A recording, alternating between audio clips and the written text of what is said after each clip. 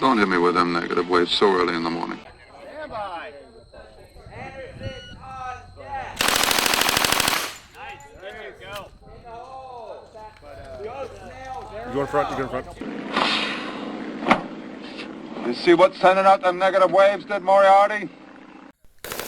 Well, somebody was putting out the negative waves. I don't know if it was Moriarty, but someone was. You probably noticed throughout this video series that in all the videos I have a GoPro on my head, but you haven't seen any GoPro footage. That's because when I popped the SD card out and put it in the old computer, it fried, and I got nothing out of it. The whole card shot. But there was 3 cameras, so not to worry.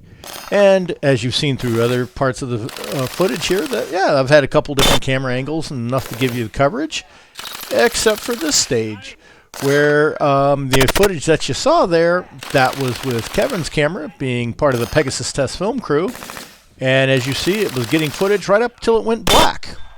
And the main footage was taken with my iPhone, which decided to pick that moment to be full of memory. Apparently, you have to delete out all the previous matches and create space to record new ones. I mean, who knew? What the heck? And it's really a bummer, because I really wanted to talk about the stage and explain how I just happened to rack up 20 freaking penalties. Yeah, so what did happen? Well, right as you saw the video cut off there, I got into the prone behind the sandbags, got a good seated position, and it started to engage the target array. And what was the target array? It was one static 1/3 sized IPSC target and 3 mini-mos. And you had to hit the center with your rifle, pop that head up, and knock that head down. And they were 100 yards away. Well, that's pretty much point-blank range for 6.5 Creedmoor. And it was slapping the center so hard, and I knew I hit it. I had my scope magnification dialed up to about 4.5, 5 to make sure I could see it. And I saw my hits, but the problem is it was hitting it so hard, the head would go up and come right back down. And I wish I had the video to show you, because I'm 99% sure the RO didn't see that. And he was giving me calls as if I was just shooting a regular AR, which was, oh, you're hitting the side of the plate, or you're not smacking it hard enough. That's not putting the head up. Truth was, just the opposite was happening. I was hitting it dead on, smacking it really hard. The head was coming up and down so fast that probably only me in the scope was the only person seeing that. And I was hoping that I would have footage of that so I could slow it down and show everybody what was happening, because right now it's just my word.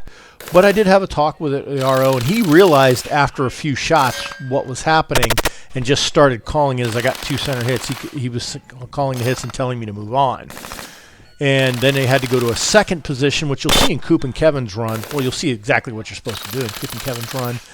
And by the time I negotiated that last position and got over to where the pistols was, there was just no time left to engage the pistol targets, which means there were 20 of them that I didn't shoot at. Hence 20 penalties, which puts up these horrible numbers you're seeing and kind of tanked me for the match.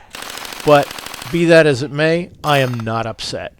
We discussed it with the ROs, we talked about a reshoot, but since I had managed in my run to wreck 3 of the 4 targets, running it again was only going to wreck more targets, and they still had a squad to get through to end the match. So I just decided to live with it, because I knew it would make no difference. I had taken penalties on other stages. There was no chance of me winning this thing, so I decided to let discretion be the better part of valor. All right, now it's time to do Coop's run. And let's use his run to do some analysis on mine. Are you ready?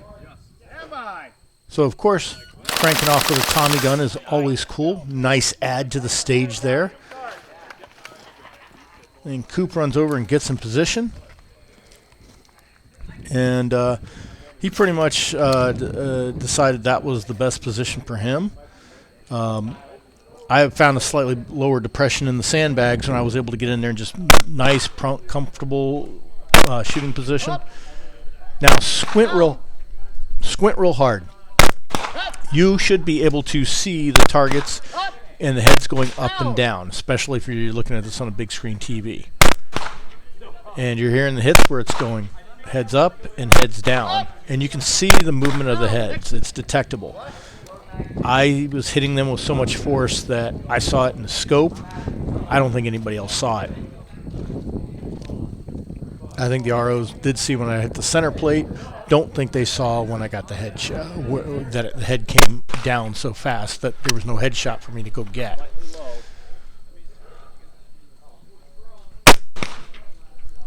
Chris had a pretty good run there at the first set of sandbags, but now rifle's messing with him, just having some evil bad luck. Part of the problem, I think, here is no longer a maintenance issue, is that every time you brace a flared magazine rifle off a sandbag, I think it introduces a malfunction. I've seen it happen with just enough different flared magazine rifles of different manufacturers to know that that's a consistent problem. Now, the might be totally worth it for people because of the faster reload, but it's something everybody needs to be aware of.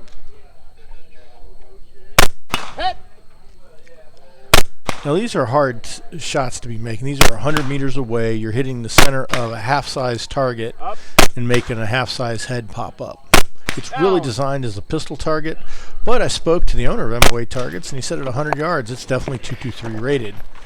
And I think the few guys in the match that shot this thing with 30-06, 8 Mauser, and then along comes me with 6.5 Creedmoor, and that was just a little bit more than those targets could handle. Coop got himself a slightly better position here, a little more comfortable to hopefully get some better shots. Looks low. But as you can see, the time is just chewing away here. Low. Down. Drop your mag. High value target. Now, I liked here that this case, after having small targets, the high value targets, you can see that was a nice big one, hard to miss. So nice to have that option on a high value when you've just been engaging a whole bunch of small targets. Now, Coop's going to go for the spinner here and pretty much end up with the same problem I had, is time's going to run out before he can neutralize all the pistol targets. Time. Now we're on to Kevin's run, and he's going to take a unique view of this. Are you ready? I'm ready. Stand by. Stand by. Nice. After a nice good burst out of the Tommy gun. Good for the man's soul. Good for everyone's soul. Sending rounds downrange with the Tommy gun. And hung up there with the chamber flag again. God, I hate those things. Kev's going to struggle here with the Mini-Mo, and even though it's 100 meters away, not having a magnifier, probably a detriment to him here. Most of the time you can get away without it, but in this case it would have been really helpful. Left, low. Close. High. High. Aim at the base of it. The base of the Mini-Mo. Left. There you go. Aim for the throat.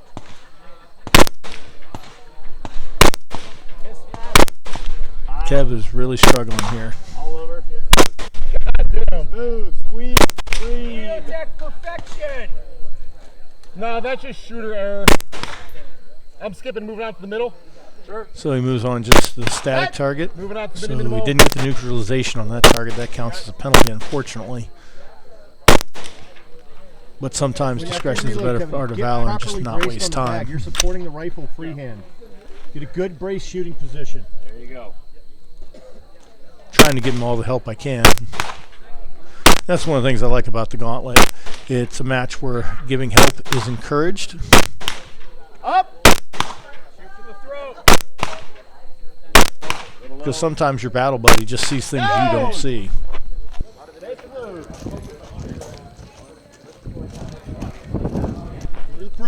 What's my time? 95.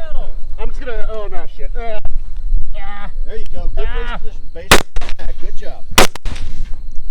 Yeah, and Kevin probably took the least stable shooting position out of the three of us here, and he really struggles. And he just makes a decision at some point that he's just going to go for the high-value target and move on. Nah.